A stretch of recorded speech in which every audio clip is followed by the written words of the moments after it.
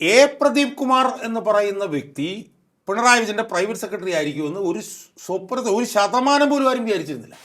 പ്രധാനമായും പി രാജീവും പിന്നെ ബാലഗോപാലും പിന്നെ രാജേഷും, ഇവർ മൂന്നും അതൃപ്തരാണെന്നുള്ള വാർത്ത പാർട്ടിക്കകത്ത് വ്യാപകമാണ്.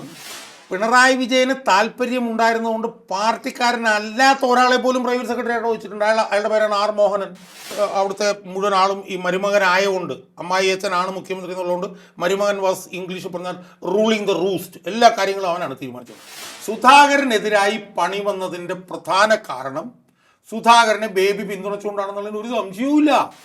പിണറായി വിജയൻ നോക്കിക്കഴിഞ്ഞാൽ മുണ്ടഴിച്ചിട്ട് തോർത്തുണ്ടെങ്കിൽ തോർത്ത് വരയിൽ കെട്ടി മൂക്ക് മുട്ടിച്ച് നിന്നോണം ബാക്കിയുള്ളവരാരായാലും.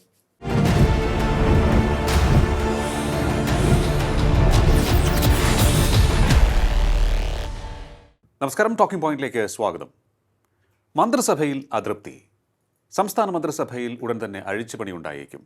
ഈ വാർത്ത ഇക്കഴിഞ്ഞ ദിവസം വന്നതാണ്. അതിനോടൊപ്പം തന്നെ ചേർത്ത് വായിക്കാൻ ചിലരൊക്കെ നിർദ്ദേശിക്കുന്നൊരു വാർത്ത കൂടിയുണ്ട്. അതായത് സംസ്ഥാന പോലീസ് തലപ്പത്ത് വരുത്തിയ അഴിച്ചുപണി അപ്രതീക്ഷിതമായി വീണ്ടും പഴയപടിയാക്കി. ഇതുമായി ബന്ധപ്പെട്ടും പറയുന്ന ഒരു കാര്യം, ഈ രണ്ട് കാര്യങ്ങളൊക്കെ തന്നെ ചേർത്ത് വെച്ചുകൊണ്ട് വായിക്കാൻ ചിലരൊക്കെ നിർദ്ദേശിക്കുന്നത് സംസ്ഥാനത്തെ CPM-ലും ഒപ്പം തന്നെ മന്ത്രിസഭയിലും മുഖ്യമന്ത്രി പിണറായി വിജയനുള്ള സ്വാധീനം കുറയുന്നു എന്നുള്ളതാണ്. പക്ഷേ ഈ വാദത്തിന് എത്രത്തോളം കരുത്തുണ്ട് പരിശോധിക്കാൻ നമുക്ക്. നമ്മോടൊപ്പം ചേരുന്ന political activist advocate KM Shajahan. നമസ്കാരം. ടോക്കിംഗ് പോയിന്റിലേക്ക് സ്വാഗതം. എന്താണ് അങ്ങയുടെ അഭിപ്രായം ഈ വിഷയത്തിൽ? മുഖ്യമന്ത്രി പിണറായി വിജയന് ഏതെങ്കിലും തരത്തിലുള്ള സ്വാധീനക്കുറവ് ഉണ്ടാകാനുള്ള സാധ്യതയുണ്ടോ? ഇതിൽ ഈ ആദ്യം നമ്മൾ ആലോചിക്കേണ്ട ഒരു കാര്യം, മുഖ്യമന്ത്രി പിണറായി വിജയനുള്ള സ്വാധീനത്തെക്കുറിച്ചിട്ടാണ്. ഏതാനും കാര്യങ്ങൾ തുറക്കുന്നുള്ളതെന്ന് പറഞ്ഞിട്ടുണ്ട്. ഓക്കെ. നമ്മൾ ഇതിനു മുമ്പ് പലപ്പോഴും പറഞ്ഞിട്ടുണ്ട്, CPM-നെ സംബന്ധിച്ചിടത്തോളം CPM-ൻ്റെ മുഖ്യമന്ത്രി എന്ന് പറഞ്ഞാൽ അത് പാർട്ടി സെക്രട്ടറിക്ക് താഴെയാണ്. എപ്പോഴും CPM-ൻ്റെ പ്രതിശാസ്ത്രവും നയവും നടപ്പിലാക്കാൻ വേണ്ടി അവിടെ ഇരുത്തിയിരിക്കുന്ന ഒരാളാണ് CPM-ൻ്റെ മുഖ്യമന്ത്രി. CPM എന്ന് പറഞ്ഞ പാർട്ടിയും ആ പാർട്ടിയെ പ്രതികരിക്കുന്ന പാർട്ടി സെക്രട്ടറിയുമാണ് CPM-ന് എപ്പോഴും ഈ പറഞ്ഞതുപോലെ അങ്ങേയറ്റം എൻ്റെ പരമോന്നത എന്ന് പറയുന്നത്. അത് മാറിയതിനെക്കുറിച്ച് നമ്മൾ ചർച്ച ചെയ്തിരുന്നു. 2016 അത് മാറുന്നത്. അതെ. പിണറായി വിജയൻ പാർട്ടി സെക്രട്ടറി ആയിരുന്ന കാലത്തും പാർട്ടി സെക്രട്ടറി ആയിരുന്നു പരമം. നമുക്കിപ്പോൾ ഓർമ്മ ഉണ്ടാവും, VS അച്യുതാനന്ദൻ മുഖ്യമന്ത്രി ആയിരുന്ന കാലഘട്ടത്ത് പോലും പാർട്ടി സെക്രട്ടറി ആയിട്ടുള്ള പിണറായി വിജയനായിരുന്നു അവസാന വാക്ക്. എന്നാൽ 2016 മുതൽ പാർട്ടിയും ഗവൺമെൻറ്റും ഒരാളിലേക്ക് ചുരുങ്ങി. പാർട്ടി പ്ലസ് ഗവൺമെൻറ് സമം പിണറായി എന്നായി. പാർട്ടിയുടെ കാര്യമായാലും ഗവൺമെൻറ് കാര്യമായാലും പിണറായി സമം പിണറായി എന്നുള്ള നിലയിലേക്ക് കാര്യങ്ങൾ പോയി. ഏറ്റവും അവസാനമായി നമ്മൾ കണ്ടു, എവിടെ കണ്ടു? PK ശ്രീമതി വിഷയത്തിൽ നമ്മൾ കണ്ടു. അവരോട് പാർട്ടി സെക്രട്ടറിയിൽ നിന്ന് സ്ഥലം വിട്ടോളാൻ പറഞ്ഞത് MP ഗോവിന്ദനല്ല, പിണറായി വിജയനാണ്. അപ്പോൾ അവരോട് പാർട്ടി സെക്രട്ടറിയിൽ നിന്ന് സ്ഥലം വിട്ടോളാൻ പറയുമ്പോൾ പാർട്ടിയുടെ ദേശീയ സെക്രട്ടറി ഉൾപ്പെടെ അവിടെ ഉണ്ടായിരുന്നു എന്നാണ് കേൾക്കുന്നത് കമ്മിറ്റിക്കകത്ത്. അതിനെക്കുറിച്ച് മാധ്യമങ്ങൾ പിണറായി വിജയനോട് ചോദിച്ചപ്പോൾ പിണറായി വിജയൻ പറയേണ്ടിയിരുന്നത് എന്താണ്? അതെൻ്റെ കാര്യമല്ല, അത് പാർട്ടി സെക്രട്ടറി പറയേണ്ട കാര്യമാണ് എന്ന് പറയേണ്ടടുത്ത് പിണറായി വിജയൻ സമയമെടുത്ത് അവരെ എന്തിനാ അവിടെ നിന്ന് മാറ്റി എന്നുള്ളത് വിശദീകരിച്ച് പത്രക്കാരത്ത് പറയുന്ന ഉൾപ്പെടെ നമ്മൾ കണ്ടു. അപ്പോൾ പിണറായി വിജയൻ്റെ സ്വാധീനം പാർട്ടിക്കകത്തും സർക്കാരിലും നിയർ ടോട്ടൽ, ഇൻഫാലിബിളാണ്.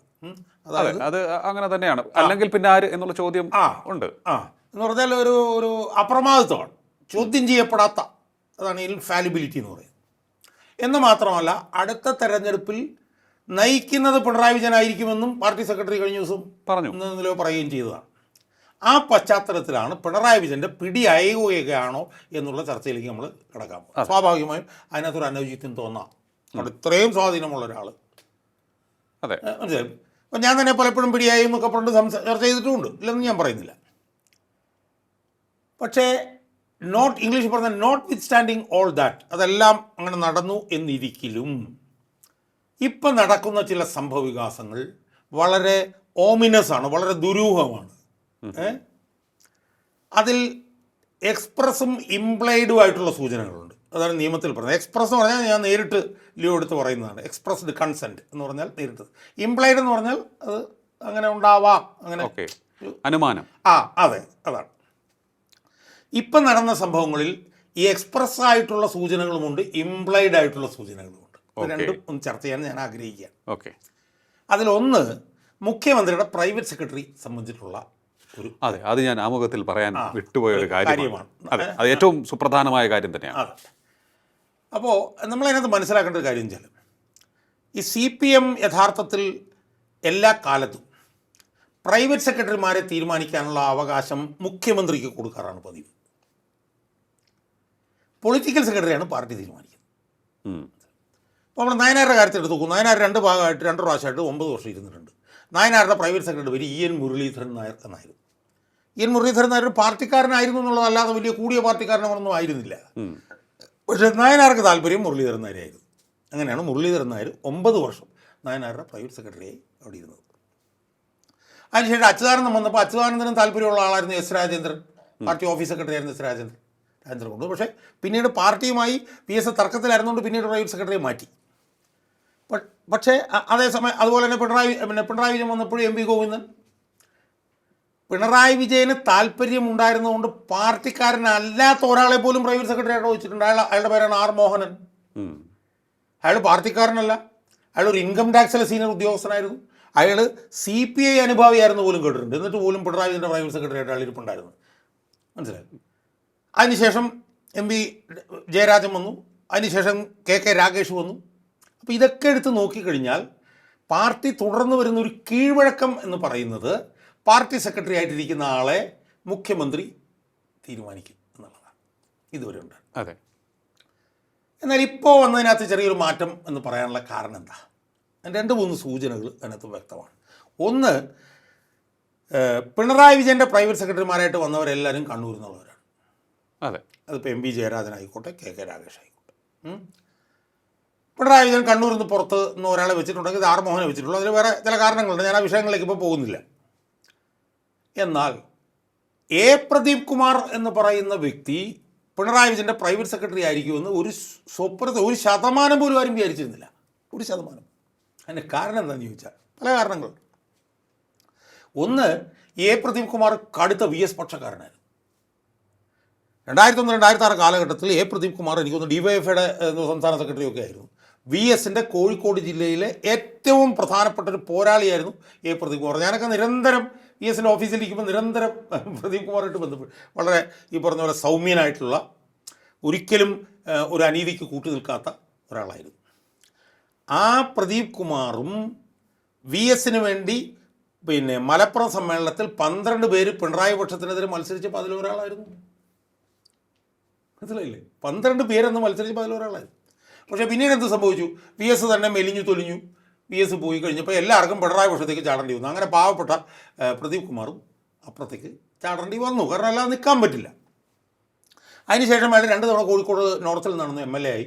വളരെ നല്ല പ്രകടനം ആണെന്ന് കാഴ്ചവെച്ചത്.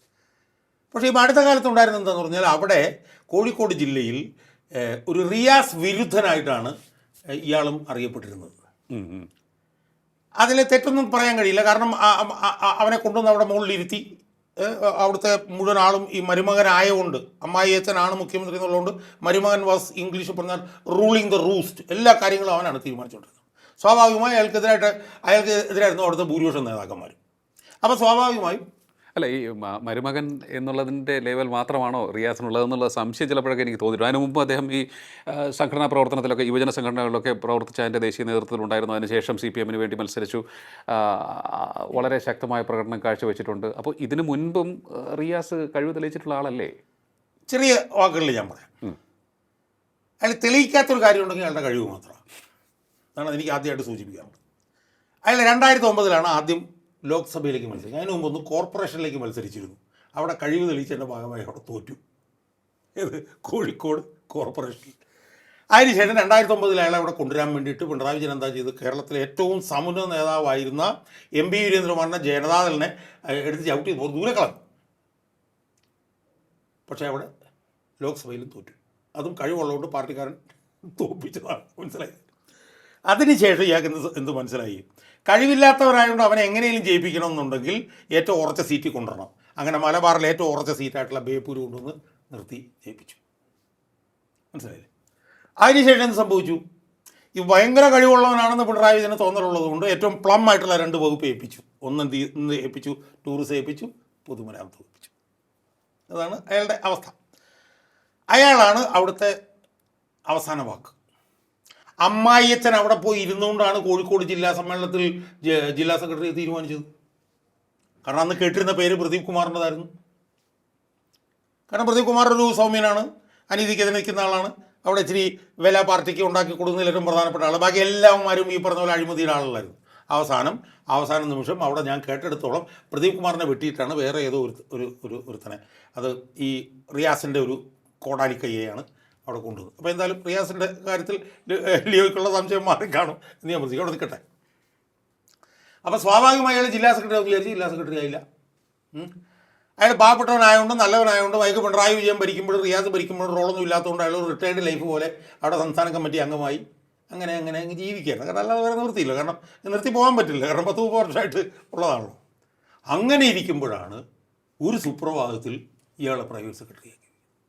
അല്ല, അത് ഞാനും അതിശയിച്ചു പോയി. കാരണം ഈ കഴിഞ്ഞ പൊളിറ്റിക്സ് ഒക്കെ നോക്കുമ്പോൾ അതിനുള്ള സാധ്യത തീരെ കുറവായിരുന്നു. എന്നിട്ടും അദ്ദേഹം എങ്ങനെയാണ് ആ ഒരു പദവിയിലേക്ക് എത്തിയതെന്ന്. ഇനി നമ്മൾ കേട്ടിരുന്ന പേരുകൾ എന്താണ്? നമ്മൾ കേട്ടിരുന്ന ഒരു ഓപ്ഷൻ എന്ന് പറഞ്ഞാൽ പി ശശിക്ക് പ്രൈവറ്റ് സെക്രട്ടറിയുടെ ചുമതല കൊടുക്കും നമ്മൾ കേട്ടിരുന്നു. എം ജയരാജൻ സെക്രട്ടേറിയറ്റ് മെമ്പർ ആണെങ്കിലും പ്രൈവറ്റ് സെക്രട്ടറി ചുമതല കൊടുക്കും നമ്മൾ കേട്ടിരുന്നു. ഈ ആർ മോഹൻ എന്ന് പറഞ്ഞ ഉദ്യോഗസ്ഥൻ്റെ പേര് കേട്ടിരുന്നു. പിന്നെ വി വേണു എന്ന് പറഞ്ഞ് ചീഫ് സെക്രട്ടറി റിട്ടയർ ചെയ്യുന്നത്, അവിടെയൊക്കെ പേരുകൾ നമ്മൾ കേട്ടിരുന്നു. അങ്ങനെ കേട്ടിരുന്നപ്പോഴത്തേക്കാണ് ഇത് ഒരിടത്തുനിന്ന് എവിടുന്നോ ഇങ്ങനെ പൊട്ടി വീഴുകയാണ് മുഖ്യമന്ത്രിയുടെ ഓഫീസിലേക്ക്. അപ്പോൾ അത് എനിക്ക് കിട്ടാവുന്ന കേന്ദ്രങ്ങളിൽ നിന്ന് മനസ്സിലാക്കുന്നത് അതൊരു പാർട്ടി ഇടപെടലിൻ്റെ ഭാഗമായി വന്നതാണ് എന്നാണ്. അപ്പോൾ പാർട്ടി പിണറായി എന്നിരിക്കെ ഇങ്ങനെ ഒരു തീരുമാനം എങ്ങനെ വരുന്നു? അതാണ് ഞാൻ പറഞ്ഞത്. അതാണ് വന്ന മാറ്റം. ഒരു മാറ്റം. ആ മാറ്റത്തിൻ്റെ ഭാഗമായി പാർട്ടി അസർട്ട് ചെയ്തുകൊണ്ട് പാർട്ടി എടുത്തിട്ടുള്ള ഒരു തീരുമാനത്തിൻ്റെ ഭാഗമായിട്ടാണ് അയാൾ വന്നത് എന്നാണ് നമുക്ക് മനസ്സിലാക്കാൻ കഴിയും. അതൊരു നിർണായകമായിട്ടുള്ള ഒരു എക്സ്പ്രസ് കാരണമാണ്, ഇംപ്ലൈഡ് അല്ല, നേരിട്ടുള്ള ഒരു കാരണം. ഒന്ന്. രണ്ടാമതൊരു കാരണം എന്താ ഉണ്ടായത്? വർഷങ്ങളായി നമ്മൾ എടുത്തു നോക്കിക്കഴിഞ്ഞാൽ ഉന്നത പോലീസ് ഉദ്യോഗസ്ഥന്മാരുടെ സ്ഥലം മാറ്റമൊന്നും ഒരിക്കലും റദ്ദാക്കാറില്ല. ഇത് ഇവിടെ ഉന്നത പോലീസ് ഉദ്യോഗസ്ഥന്മാരുടെ സ്ഥലം മാറ്റം ഏതാണ്ട് ഒരാഴ്ച കഴിഞ്ഞപ്പം റദ്ദാക്കിയിരിക്കുന്നു. അതെ, സാധാരണ ഉണ്ടാവാറില്ല. അതിൽ തന്നെ മുഖ്യമന്ത്രിയുടെ ഒരു ബ്ലൂ ഐഡ് ബോയ്, മുഖ്യമന്ത്രിയുടെ ഒരു വിശ്വസ്ത വിനീത വിധേയനായിട്ടുള്ള MR അജിത് കുമാറിനെ എക്സൈസ് കമ്മീഷണർ ആക്കിയ സ്ഥാനത്ത് നിന്ന് അയാളെ ഉൾപ്പെടെ തിരിച്ചു വിട്ടിരിക്കുന്നു. അതിനേക്കാൾ വലിയ ഞെട്ടലാണ്. കാരണം ആരാണ് MR അജിത് കുമാർ? ലിയോയ്ക്ക് ഓർമ്മയുണ്ടോന്ന് അറിയില്ല. ശരിയാണ്, അറിയാം. ഞാൻ ഓർമ്മിപ്പിക്കാം. സ്വപ്ന സുരേഷ് 164 സ്റ്റേറ്റ്മെൻറ്റ് പിണറായി വിജയനെതിരെ കൊടുത്തിട്ടുണ്ടെന്നൊക്കെയാണല്ലോ നമ്മൾ കരുതുന്നത്, പിന്നെ മജിസ്ട്രേറ്റിന്. ആ സ്വപ്ന സുരേഷിൻ്റെ മുന്നിലേക്ക് ഏതോ ഒരുത്തനെ, ഒരു പത്രക്കാരനെ, അതിൻ്റെ പേരെന്തോ ഒരു പത്രക്കാരനെ, പേര് ഞാൻ പറഞ്ഞു, അവനെ വിടുകയാണ്. എന്തിന്? മുഖ്യമന്ത്രിക്കെതിരെ ഇവർ പറഞ്ഞവർ പിൻവലിക്കണമെന്ന് പറഞ്ഞു. അവൻ അവിടെ ചെന്നിട്ട് ഈ സ്ത്രീ എടുത്ത് സംസാരിച്ചുകൊണ്ടിരിക്കുന്നതിനിടയിൽ 1 ഡസൻ തവണ അവന് കോള് വരികയാണ്. എന്താണ് കോള്? നീ അങ്ങനെ ചോദിക്കും, നീ ഇങ്ങനെ ചോദിക്കും, നീ അങ്ങനെ ചോദിക്കും, നീ ഇങ്ങനെ ചോദിക്കും. ആ കോളിൽ അങ്ങേ തലക്കിലിരുന്ന ആരാ? വിജിലൻസ് ഡയറക്ടറായിട്ടുള്ള MR അജിത് കുമാർ. ആലോചിച്ച് നോക്കണം. വിജിലൻസ് എന്ന് പറഞ്ഞാൽ എന്താ? Vigilance and anti corruption bureau. നമുക്കിതൊക്കെ കേൾക്കുമ്പോൾ നമ്മുടെ തല പെരിക്കും. കാരണം അഴിമതിക്കെതിരായിട്ട് സർക്കാരിന് വേണ്ടി പോരാടാൻ വേണ്ടി രൂപീകരിച്ചിട്ടുള്ള ഒരു സംവിധാനമാണ് vigilance and anti corruption bureau. അതിൻ്റെ ഡയറക്ടറായിട്ടിരിക്കുന്ന ഒരാൾ ഒരു അഴിമതി കേസിൽ നിന്ന് മുഖ്യമന്ത്രിയെ രക്ഷിക്കാൻ വേണ്ടി ഒരു ഇടനിലക്കാരനെ സ്വപ്ന സുരേഷിൻ്റെ മുന്നിലേക്ക് വിടുന്നുവെന്ന് മാത്രമല്ല, നീ ആ ചോദ്യം ചോദിച്ച് പിൻവലിപ്പിക്കുവരെ, ഈ ചോദ്യം ചോദിച്ച് പിൻവലിക്കുവരെ എന്ന് പറയുന്നു. ഇത് ഞാൻ പറയുമ്പോൾ ഇത് എന്തെങ്കിലും ഊഹാപോഹമാണോ? അല്ല. ഇയാൾ 12 പ്രാവശ്യം ഇവനെ വിളിച്ചു എന്നുള്ളതിൻ്റെ കോൾ ലിസ്റ്റ് പുറത്തു വന്നാണ് ലിയോ. ഇനി അതിനുശേഷം അതുകൊണ്ട് അരിശം തീരാഞ്ഞ് എന്ന് പറഞ്ഞാൽ പിന്നീട് ചെയ്തത് എന്താണെന്നറിയോ? ഈ സ്വപ്ന സുരേഷിൻ്റെ കൂടെ ഉള്ള ഒരു സഹപ്രതിയുണ്ട്, അയാളുടെ പേരെന്താ, സരിത്ത്. അയാളെ ഇവിടെ പോലീസ് ഉദ്യോഗസ്ഥന്മാർ വന്ന് വലിച്ചഴച്ചുകൊണ്ട് പോയി കളഞ്ഞു ഇവരുടെ വീട്ടിൽ നിന്ന്. അതും ചെയ്യിപ്പിച്ചത് ഈ അജിത് കുമാർ. പിന്നെ അടുത്ത സെറ്റ് ഓഫ് ആരോപണങ്ങൾ അയാൾക്കെതിരെ വന്നത് എന്താണ്? ദത്താത്രേയ ഹൊസബോൾ എന്ന് പറഞ്ഞ RSS നേതാവിനെ ഇയാൾ പോയി കണ്ടു. പിണറായി പറയാതെ ഒരിക്കലും അത് പോകാൻ പറ്റില്ല. അതിനകത്ത് ഒരു ന്യായീകരണം നമുക്ക് പറയാൻ പറ്റില്ല. അതുപോലെ തന്നെ പൂരം കലക്കൽ ഉൾപ്പെടെയുള്ള വിഷയങ്ങൾ, അതിനുശേഷം അൻവർ നടത്തിയിട്ടുള്ള ആരോപണങ്ങൾ, അനധികൃത സ്വത്ത് സമ്പാദനം, ഇതൊക്കെ അയാൾക്കെതിരെ വന്നിട്ടും അയാൾ പിണറായി വിജയൻ്റെ ഏറ്റവും വിശ്വസ്ത വിനീത വിധേയനായിരുന്നു. അയാൾ DGP ആയിട്ട് ഇത്രയും ആരോപണങ്ങളുള്ള ഒരാളെയും DGP ആയിട്ട് പിണറായി വിജയൻ ശുപാർശ ചെയ്യുകയാണ്. കാരണം പിണറായി വിജയൻ ഏറ്റവും വലിയ വിശ്വസ്തനാണ്. കാരണം ഒരു അധികാര സ്ഥാനത്തിരുന്നുകൊണ്ട് പിണറായി വിജയനെ രക്ഷിക്കാൻ വേണ്ടി ശ്രമിച്ച ഒരാളാണ്. പിണറായി വിജയന് മറക്കാൻ പറ്റില്ല. അങ്ങനെയുള്ള ഒരാളെ നിർണായകമായൊരു സ്ഥാനത്തേക്ക് വെക്കുകയാണ് എക്സൈസ് കമ്മീഷണർ. എക്സൈസ് കമ്മീഷണർ എന്ന് പറഞ്ഞാൽ ചെറിയ പണിയാണോ? ഈ ബാറോ മറ്റേ പറിച്ച് പണ്ടിറങ്ങി ഈ മദ്യക്കച്ചവട മേഖല മുഴുവൻ നിയന്ത്രിക്കുന്ന ആളാണ് കമ്മീഷണർ. അതിലേക്ക് വെക്കുന്നു. വെച്ചിട്ട് എന്ത് സംഭവിക്കുന്നു? ഒരാഴ്ച കഴിഞ്ഞപ്പോൾ അയാൾ പഴയ സ്ഥലത്തേക്ക് വിടുന്നു. എന്തൊരു വലിയ നാണക്കേടാണിത്, മനസ്സിലായി? അപ്പോൾ ഈ രണ്ട് കാരണങ്ങൾ എക്സ്പ്രസ് ആയിട്ട് തന്നെ നേരിട്ട് തന്നെ ഇയാളുടെ പിടി അയയുന്നു എന്നുള്ളതിൻ്റെ നിർണായകമായിട്ടുള്ള ഒരു തെളിവാണ്. ഇനി രണ്ടാം ഘട്ടത്തിലേക്ക് നമ്മൾ കടന്നാൽ, ലിയോ നേരത്തെ ചോദിച്ചെന്നാണ് എൻ്റെ ഓർമ്മ, ഈ 3 മന്ത്രിമാരുടെ കാര്യം. അതെ, മന്ത്രിസഭയിൽ ഒരു അഴിച്ചുപണിക്ക് സാധ്യതയെന്നും അതൃപ്തിയുണ്ടെന്നും അഴിച്ചുപണിക്ക് സാധ്യതയുണ്ടെന്നും സജി ചെറിയാനും മുഹമ്മദ് റിയാസും മന്ത്രിസഭയിൽ നിന്ന് പുറത്തേക്ക് പോകാനുള്ള സാധ്യതയുണ്ട് എന്നുള്ളൊരു വാർത്ത വന്നിട്ടുണ്ട്. ഞാൻ ഈ മന്ത്രിസഭ പുനഃസംഘടനയെ കുറിച്ച് എനിക്കറിയില്ല, പക്ഷേ വേറെ ചില കാര്യങ്ങൾ എനിക്ക് പറയാനുണ്ട്. അതിലൊന്ന്, ഈ MR അജിത് കുമാറിനെ തിരിച്ചുവിട്ടപ്പം അത് MB രാജേഷ് എന്ന് പറഞ്ഞ എക്സൈസ് മന്ത്രിയുടെ അതൃപ്തി കൊണ്ടാണെന്ന് പറഞ്ഞ് വാർത്ത വന്നു. അയാളൊരു കളങ്കിത ഉദ്യോഗസ്ഥനാണ്, അതുകൊണ്ട് അയാളെ ഇപ്പം ഈ സ്ഥാനത്തേക്ക് കൊണ്ടുവരാൻ പാടില്ല എന്നുള്ള അതൃപ്തി MB രാജേഷ് പരസ്യമായി പ്രകടിപ്പിച്ചു എന്ന് പറയുമ്പോൾ അതിനകത്തും പ്രശ്നം കിടപ്പുണ്ട്. എന്താണ് പ്രശ്നം? ഇയാളൊരു കളങ്കിത ഉദ്യോഗസ്ഥനാണെന്നാണ് MB രാജേഷ് പറയുന്നത്. അത് പിണറായി അംഗീകരിക്കുന്നില്ല. പിണറായിനെ സംബന്ധിച്ചുള്ള അയാളെ കളങ്കിതനല്ല, പിണറായിൻ്റെ ഏറ്റവും വിശ്വസ്ത വിനീത വിധേയനാണ്. അയാൾ കളങ്കിതനായതുകൊണ്ട് അയാളെ മാറ്റണം എന്ന് MB രാജേഷ് പറഞ്ഞുവെന്നും ആ വിഷയം MB രാജേഷ് പാർട്ടിയുടെ ശ്രദ്ധയിൽപ്പെടുത്തിയെന്നും വാർത്ത വന്നിട്ടുണ്ട്, നിഷേധിക്കപ്പെട്ടിട്ടില്ല. അപ്പോൾ ഇയാൾ കളങ്കിതനാണ്, ഇയാളെ എനിക്ക് തൃപ്തിയില്ല എന്ന് പാർട്ടിയോട് അപേക്ഷിക്കുകയും അതിനെ തുടർന്ന് ഇയാളെ തിരിച്ചുവിടുകയും ചെയ്തു കഴിഞ്ഞാൽ അവിടെയും പാർട്ടി ഇടപെട്ടെന്ന് വരില്ലേ? ഒന്നാമത്തെ കാര്യം. ഇനി രണ്ടാമത്തെ മൂന്നാമത്തെയും ചില കാര്യങ്ങളും വേറെ ചില കാര്യങ്ങളുണ്ട്. അത് ഞാൻ പിന്നെ ഞെട്ടിക്കുന്ന കാര്യങ്ങളാണ്, അത് ഞാൻ വെളിപ്പെടുത്താം. ബാലഗോപാലും ഭയങ്കര അസ്വസ്ഥനാണ്. കാരണം ധനകാര്യ വകുപ്പിൽ അയാൾക്കൊന്നും തീരുമാനിക്കാൻ പറ്റില്ല, എല്ലാം തീരുമാനിക്കുന്ന KM എബ്രഹാമാണ്. അതായത് ഈ കടം നമുക്ക് തരുന്നതിൻ്റെ പരിധിയുമായിട്ട് ബന്ധപ്പെട്ട് സുപ്രീം കോടതിയിൽ കേസ് ഫയൽ ചെയ്യാൻ പോയല്ലോ, അത് ധനകാര്യമന്ത്രി അറിഞ്ഞുപോലുമില്ലെന്ന് പറയുന്നത്. അത് ഉൾപ്പെടെ KM എബ്രഹാമാണ് തീരുമാനിച്ചതെന്ന് പറയും. അതിൻ്റെ ഹർജി തയ്യാറാക്കിയ പോലും KM എബ്രഹാമാണെന്ന് പറയും.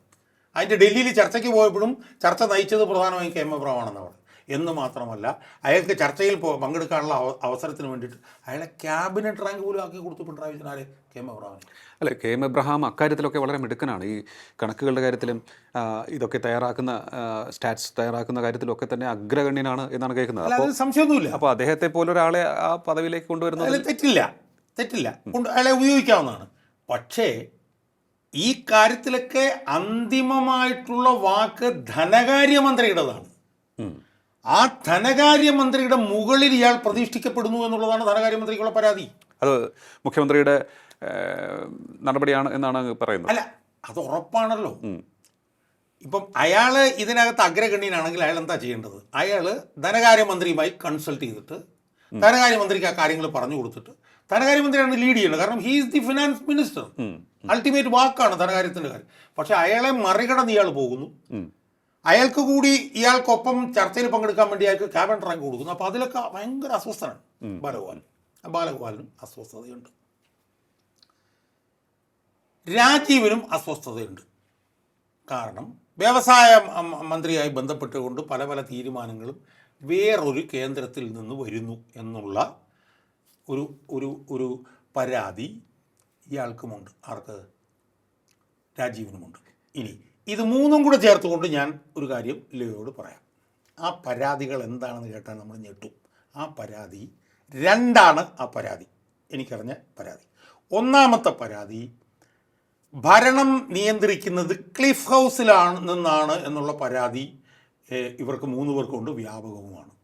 അതായത് ക്ലിഫ് ഹൗസിൽ ഇരുന്നുകൊണ്ട് ഒരു ഭാര്യയും മകളും ഭരണം നിയന്ത്രിക്കുന്നു എന്നുള്ള ഗൗരവതരമായിട്ടുള്ള പരാതികൾ പാർട്ടി നേതൃത്വത്തിന് കിട്ടിയിട്ടുണ്ട്. ഇത് ഞാൻ ആധികാരികമായി തന്നെ പറയുന്നതാണ്. ഒരുപക്ഷെ ഞാൻ വഴി അത് പുറത്ത് വന്നോട്ടെ എന്ന് വിചാരിച്ച് ഞാൻ അറിഞ്ഞതാണെന്ന് പറഞ്ഞാൽ പോലും അത്ഭുതമില്ല. എന്ന് പറഞ്ഞാൽ വ്യവസായ മേഖലയിലേക്കുള്ള പ്രധാനപ്പെട്ട പ്രോജക്റ്റുകളുമൊക്കെയുമായിട്ട് ബന്ധപ്പെട്ടിട്ടുള്ള തീരുമാനങ്ങൾ എടുത്തതിന് ശേഷം വ്യവസായ മന്ത്രിയിലേക്ക് വരുന്നുവെന്നും അതെടുക്കപ്പെടുന്നത് ഒരു ഭാര്യയും ഒരു മകളുമാണെന്നും അവർ ക്ലിഫ് ഹൗസിൽ നിന്നാണ് എടുക്കുന്നതെന്നും അതിൽ ഭാര്യയുടെ പേര് കമല എന്നാണെന്നും മകളുടെ പേര് വീണ എന്നുമാണെന്നും ആണ് പാർട്ടിയിലുള്ള പരാതി. അവർ പിന്നെ പ്രത്യേകിച്ച് പറയണ്ടല്ലോ, അങ്ങനെ ഒരു പരാതി വ്യാപകമാണ്. അതിൽ ഖിന്നരാണ് പ്രധാനമായും വ്യവസായ മന്ത്രിയും ഖിന്നനാണ്. ഇനി ഒരു ഞെട്ടിക്കുന്ന കാര്യം കൂടെ പറയാം. 3 മക്കളും ഇറങ്ങിയിട്ടുണ്ട് ഇവിടെ തിരുവനന്തപുരത്ത്. 3 മക്കൾ. ഞാനിപ്പോൾ നേരത്തെ പറഞ്ഞത് ഭാര്യയുടെയും മകളുടെയും കാര്യം. ഇനി 3 മക്കളും ഇറങ്ങിയിട്ടുണ്ടെന്നുള്ള വിവരം എൻ്റെ കയ്യിലുണ്ട്. അതിലൊന്ന് ഞാനൊക്കെ പേരൊക്കെ പച്ചയ്ക്ക് പറഞ്ഞേക്കാം. ഒന്ന് MV ഗോവിന്ദൻ്റെ മകൻ ശ്യാംജിത്ത്. അവൻ ഒരു കേമനാണ് എന്നുള്ളത് നമ്മൾ നേരത്തെ അറിഞ്ഞിട്ടുള്ളതാണ്. അവൻ്റെ ആളായിരുന്നു രാജേഷ് കൃഷ്ണ എന്ന് പറഞ്ഞൊരുത്തൻ. അവനെയാണ് പാർട്ടി കോൺഗ്രസിൽ നിന്ന് ഇറക്കി വിട്ടത്. ഈ ശ്യാംജിത്ത് എന്ന് പറഞ്ഞിട്ടുള്ള ഈ പാർട്ടി സെക്രട്ടറിയുടെ മകൻ ആളും ഒട്ടും മോശക്കാരനല്ല. ഒരുപാട് വിഷയങ്ങൾ അവൻ്റെ കയ്യിലുണ്ട്. അവനാണ് തിരുവനന്തപുരത്ത് ഇറങ്ങിയിരിക്കുന്ന ഒരു മകൻ. രണ്ടാമത്തെ മകൻ പി ശശിയുടെ മകനാണ്, പൊളിറ്റിക്കൽ സെക്രട്ടറി പി ശശിയുടെ മകൻ. മൂന്നാമത്തെ മകൻ PM മനോജ് എന്ന് പറഞ്ഞിട്ടൊരു വലിയ അഴിമതിക്കാരൻ അവിടെ ഇരിപ്പുണ്ട്. ദേശാമാനിലായിരുന്നു അവൻ. പിന്നെ ഇയാളുടെ പ്രസ് സെക്രട്ടറി ആയിരുന്നു. അവൻ്റെ അഴിമതി സഹിക്കാൻ മേലാതെ അവനെ തിരിച്ചുവിടാൻ പോകുന്നു എന്നൊക്കെ പറഞ്ഞ വാർത്തകൾ നമ്മൾ കേട്ട PM മനോജ്. ആ 3 മക്കളും തിരുവനന്തപുരത്ത് ഇറങ്ങി പ്രധാനപ്പെട്ട സർക്കാർ പ്രോജക്റ്റുകളെല്ലാം ആർക്കാണ് എങ്ങനെയാണ് കൊടുക്കേണ്ടതെന്ന് സംബന്ധിച്ചിട്ടുള്ള തീരുമാനങ്ങൾ എടുത്തുകൊണ്ട് രംഗത്തുണ്ട് എന്നും വിവരമുണ്ട്. അപ്പോൾ ഈ അമ്മ, മകൻ, 3 മക്കൾ, ഇവർ 3 പേരും നടത്തുന്ന പ്രവർത്തനങ്ങളിൽ പ്രധാനമായും P രാജീവും പിന്നെ ബാലഗോപാലും പിന്നെ രാജേഷും, ഇവർ 3 അതൃപ്തരാണെന്നുള്ള വാർത്ത പാർട്ടിക്കകത്ത് വ്യാപകമാണ്.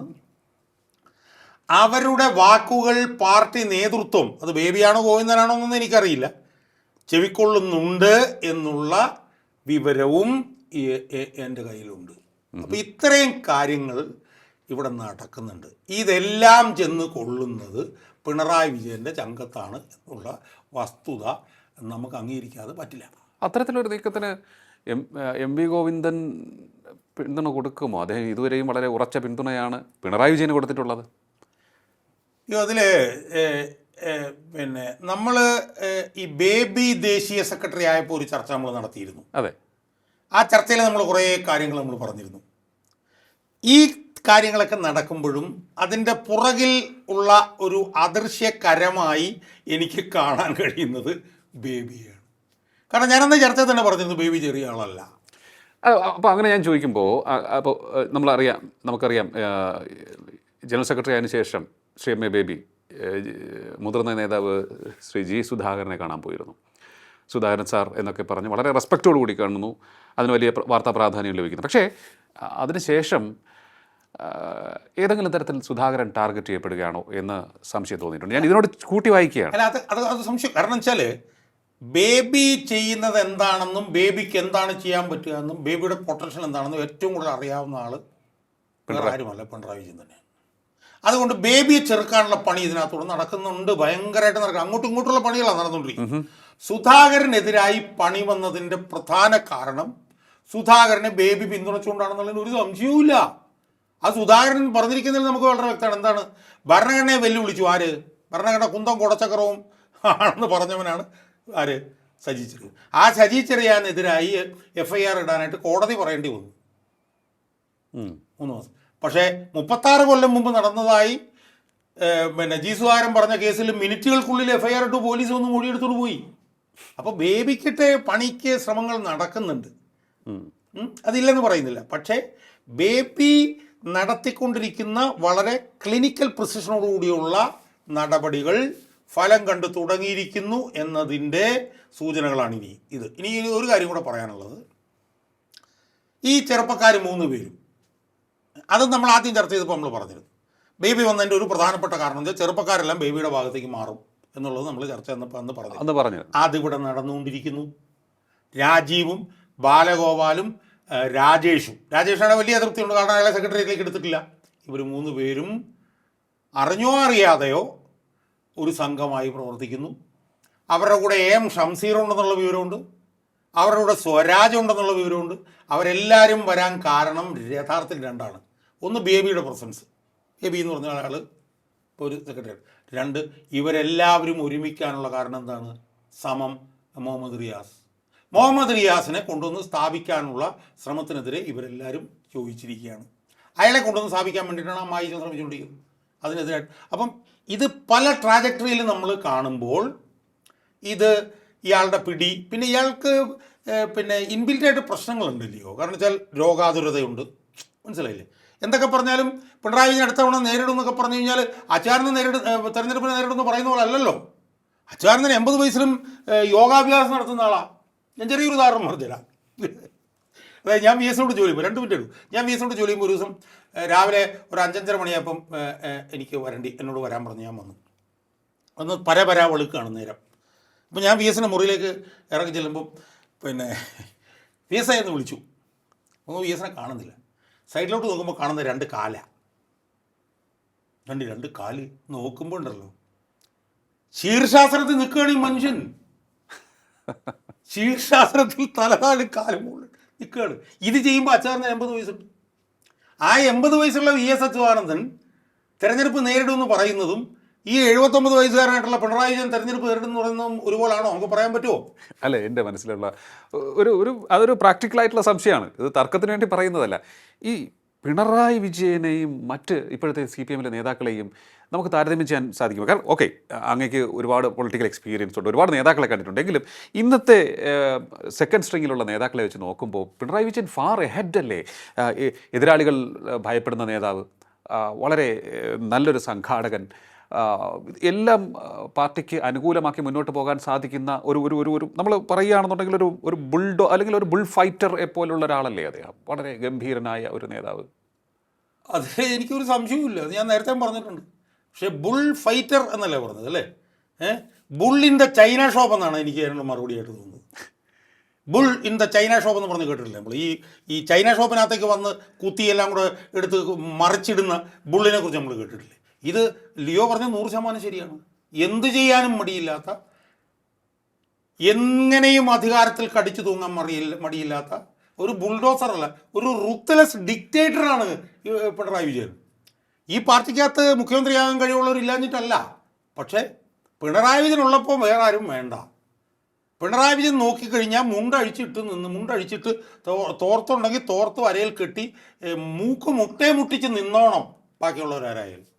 അങ്ങനെയാണ് പിണറായി വിജയൻ ഇതിനെ കൊണ്ടുപോകുന്നത്. പക്ഷേ ആ സാഹചര്യത്തിൽ ഈ പ്രദീപ് കുമാർ VS-ൻ്റെ ഒപ്പം നിന്ന ആളാണ്. ഇപ്പോൾ ഈ പോസ്റ്റിലേക്ക് വളരെ കീ പോസ്റ്റാണത്, ഈ പോസ്റ്റ് എന്ന് പറയുന്നത്. ആ പോസ്റ്റിലേക്ക് വരുമ്പോൾ പിണറായി വിജയനെ എതിർക്കാവുന്ന ഒരു സ്വാതന്ത്ര്യം ഇപ്പോഴും ഉണ്ടല്ലോ. ഇതിനകത്ത് ഈ പ്രദീപ് കുമാർ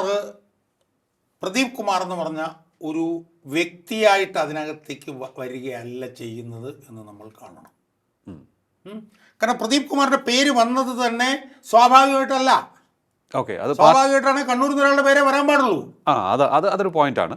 കാരണം പ്രൈവറ്റ് സെക്രട്ടറി ആയിട്ടുള്ള KK രാഗേഷ് പോയപ്പോൾ പിണറായി വിജയൻ അവിടെ പോയിരുന്ന പിന്നെ കണ്ണൂർ ജില്ലാ സെക്രട്ടറി ആയിട്ട് തീരുമാനിപ്പിച്ചിട്ടാണ് പോകുന്നത്. പിണറായി വിജയനെ സംബന്ധിച്ചിടത്തോളം പിണറായി വിജയനുമായി ബന്ധപ്പെട്ട് പ്രവർത്തിക്കുന്ന ഏറ്റവും ക്രൂഷ്യലായിട്ടൊരു പോസ്റ്റാണ് പ്രൈവറ്റ് സെക്രട്ടറി. അല്ലെങ്കിൽ അദ്ദേഹത്തിന് ഈ പ്രദീപ് കുമാറിനെ എനിക്ക് എൻ്റെ വരുതിയിൽ നിർത്താം എന്നുള്ളൊരു ആത്മവിശ്വാസം ഉണ്ടാകുമോ? ഇല്ല, ഞാൻ പറഞ്ഞു വരുന്ന പോയിന്റ് ഇത്രയേ ഉള്ളൂ. പ്രദീപ് കുമാർ വന്നിട്ടുള്ളത് പിണറായി വിജയന്റെ ചോയ്സ് ആയിട്ടല്ല, പാർട്ടിയുടെ ചോയ്സ് ആയിട്ടാണ്. പാർട്ടിയുടെ ചോയ്സാണ് ഞാൻ പറയും. ഇനി പ്രദീപ് കുമാർ എങ്ങനെയായിരിക്കും എന്നുള്ളത് അല്ല, പാർട്ടിയുടെ ചോയ്സ് ആയിട്ടാണ് പ്രദീപ് കുമാർ വന്നിരിക്കുന്നതെങ്കിൽ പാർട്ടി പറയുന്ന പോലെ പ്രദീപ് കുമാറിന് നിൽക്കാൻ പറ്റുള്ളൂ. മനസ്സിലായോ? പിന്നെ പിണറായി വിജയനെ സംബന്ധിച്ചിടത്തോളം പിണറായി വിജയൻ ഏകാധിപതിയാണ്, പിണറായി വിജയൻ നോക്കിയാൽ മുള്ളൂ എന്നൊക്കെ പറയുമ്പോൾ പോലും പിണറായി വിജയൻ ദുർബലനായിക്കൊണ്ടിരിക്കുകയാണെന്നുള്ളൊരു വസ്തുതയാണ്. പല ഘടകങ്ങളുണ്ട്. സോ അങ്ങ് പറഞ്ഞു വരുന്നത് അദ്ദേഹത്തിനൊപ്പം കരുത്തായി അല്ലെങ്കിൽ അദ്ദേഹത്തിൻ്റെ കരുത്ത് ഇരട്ടിയാക്കുന്നത് ഒപ്പം നിന്നവരാണ്. ഓക്കെ ഈസ് ഒരു ഫിനോമിനൽ ആയിട്ടുള്ള ഒരു നേതാവാണ്, ഒരു ഗംഭീര നേതാവാണ്. ഒരു മുന്നിൽ നിർത്തിയാൽ നമുക്ക് ഓക്കെ ഇദ്ദേഹം നമ്മുടെ നേതാവെന്ന് പറയാൻ കമ്മ്യൂണിസ്റ്റുകാർക്കെല്ലാം സാധിക്കും. പക്ഷേ ഒപ്പം നിന്നവർ ഇപ്പോൾ ആശങ്കപ്പെടുകയാണ്, എത്ര നാൾ ഇദ്ദേഹം കരുത്തോടുകൂടി നിൽക്കും എന്നുള്ളത്. അങ്ങനെയാണോ അങ്ങ് ഉദ്ദേശിക്കുന്നത്? അല്ല, അതാണ് ഏറ്റവും പ്രധാനം. ഒന്നാമത്തെ കാര്യം എന്ന് പറഞ്ഞാൽ പ്രായം അയാൾക്കെതിരാണ്. അച്യുതാനന്ദൻ്റെ പോലത്തെ ആരോഗ്യമൊന്നും അയാൾക്കില്ല. രണ്ട്, അയാൾ പൊതുമണ്ഡലത്തിൽ വല്ലാതെ ഡിസ്ക്രെഡിറ്റഡ് ആയിക്കൊണ്ടിരിക്കുകയാണ്. ഓക്കെ, ഒരുപാട് വിഷയങ്ങൾ അയാൾക്കെതിരെ വരികയാണ്. മനസ്സിലായില്ലേ? ഒരു മുഖ്യമന്ത്രിയും കേൾക്കാത്ത കുറ്റങ്ങളും കുഴപ്പങ്ങളുമാണ് അയാൾക്കെതിരെ വന്നുകൊണ്ടിരിക്കുന്നത്. അയാളുടെ മകൾക്കെതിരെ, അയാളുടെ മകനെതിരെ, ഭാര്യയ്ക്കെതിരെ. മനസ്സിലായോ? ഇപ്പം മകളെ സംബന്ധിച്ചിടത്തോളം പറയണം, മകൾ പ്രതിയാണ്. അതിൻ്റെ ആംബിറ്റിലേക്ക് എപ്പോൾ വേണമെങ്കിലും അയാൾക്കും വരാം. അപ്പം സ്വാഭാവികമായും അയാൾക്കുണ്ടായിരുന്ന ആധിപത്യവും അഡ്വാൻറ്റേജും എല്ലാം ഓരോ ദിവസവും കുറഞ്ഞുകൊണ്ടിരിക്കുകയാണ്. അതിൻ്റെ പുറത്ത് അയാൾ രോഗാതുരനാണ്, അയാൾക്ക് പ്രായമുണ്ട്. മനസ്സിലായോ? അപ്പോൾ സ്വാഭാവികമായും അയാളുടെ ശക്തികളെല്ലാം ഓവർനൈറ്റ് ദൗർബല്യങ്ങളായി മാറിക്കൊണ്ടിരിക്കുകയാണ്. ആ മാറിക്കൊണ്ടിരിക്കുമ്പോഴാണ് പാർട്ടി അസർട്ട് ചെയ്യുന്നത്. അതാണ് ഇപ്പം നമ്മൾ കാണുന്നത്. ഇത് വരും ദിവസങ്ങളിൽ കൂടുതൽ ശക്തിപ്പെടാനാണ് സാധ്യത. ഓക്കെ, അതാണ് അഡ്വക്കേറ്റ് കെ എം ഷാജഹാൻ പറയുന്നത്. അതായത് പാർട്ടി എന്നാൽ പിണറായി എന്നുള്ള സമവാക്യത്തിന് അവസാനം ആയിക്കൊണ്ടിരിക്കുകയാണ്. പിണറായിക്ക് മേൽ പാർട്ടിയുടെ പിടി മുറുകാൻ തുടങ്ങിയിരിക്കുന്നു. അതിൻ്റെ ലക്ഷണങ്ങളാണ് നമ്മൾ ഇപ്പോൾ കണ്ടുകൊണ്ടിരിക്കുന്ന സുപ്രധാനമായ ചില മാറ്റങ്ങൾ. അത് ഏതൊക്കെയെന്ന് വളരെ വിശദമായി തന്നെ നമ്മളിന്ന് ചർച്ച ചെയ്യുകയും ചെയ്തു. എന്തായാലും ഈ ഒരു മാറ്റത്തെ തടയിടുവാൻ പിണറായി വിജയൻ്റെ ബുദ്ധിക്കും തന്ത്രങ്ങൾക്കും കരുത്തിനും എത്രത്തോളം സാധിക്കുമെന്ന് കാത്തിരുന്ന് കാണേണ്ടതാണ്. വളരെയധികം നന്ദി ടോക്കിംഗ് പോയിന്റിൽ പങ്കെടുത്തത്. ടോക്കിംഗ് പോയിന്റ് ഈ അധ്യായം ഇവിടെ പൂർണ്ണമാകുന്നു. ഇനി അടുത്ത എപ്പിസോഡിൽ കാണാം നമുക്ക്. നമസ്കാരം.